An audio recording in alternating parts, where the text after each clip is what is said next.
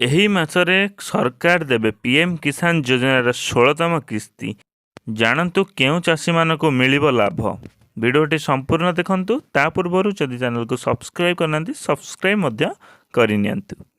ଚାଷୀମାନଙ୍କୁ ଆଉ ଥରେ ସହାୟତା ଯୋଗାଇ ଦେବା ପାଇଁ କେନ୍ଦ୍ର ସରକାର ଅନେକ ଯୋଜନା କରିଛନ୍ତି।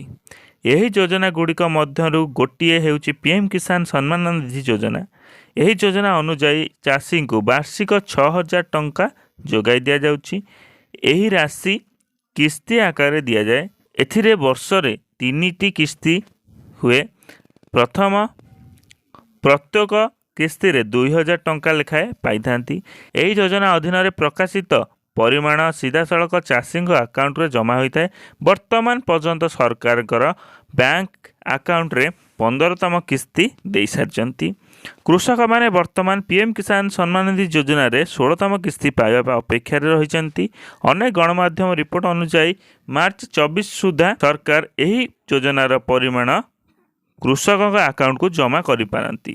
15 ନଭେମ୍ବର 2023ରେ ଝାଡ଼ଖଣ୍ଡ ଗସ୍ତ ସମୟରେ ପିଏମ୍ ମୋଦି ଏହି ଯୋଜନାର କିସ୍ତି ଜାରି କରିଥିଲେ।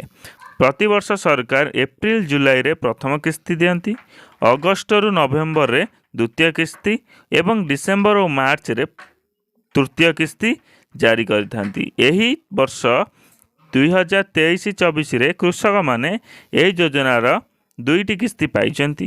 15ତମ କିସ୍ତି ସରକାର 11 କୋଟିରୁ ଅଧିକ ଚାଷୀ ଆକାଉଣ୍ଟକୁ ପଠାଇଛନ୍ତି। ଯଦି ଆପଣ ମଧ୍ୟ ଏହି ଯୋଜନାରେ ଲାଭ ପାଇବାକୁ ଚାହୁଁଛନ୍ତି ତେବେ ଆପଣ 15526 କିମ୍ବା 18001155526 ଟୋଲ୍ ଫ୍ରି ନମ୍ବର କିମ୍ବା 01123381092 ସହିତ ଯୋଗାଯୋଗ କରିପାରିବେ। ଏହା ବ୍ୟତୀତ ଆପଣ ଇମେଲ୍ ମଧ୍ୟ କରିପାରିବେ। ଏହି କୃଷକମାନଙ୍କୁ ମିଳିବନି ଲାଭ।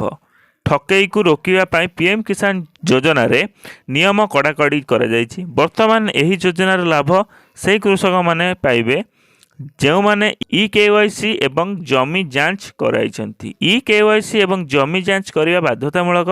ଯଦି ଆପଣ ଏହି ଯୋଜନାରେ ଲାଭ ପାଇବାକୁ ଚାହୁଁଛନ୍ତି ତେବେ ଆପଣଙ୍କୁ ଶୀଘ୍ର EKYC ଏବଂ ଜମି ଯାଞ୍ଚ କରିବାକୁ ପଡ଼ିବ।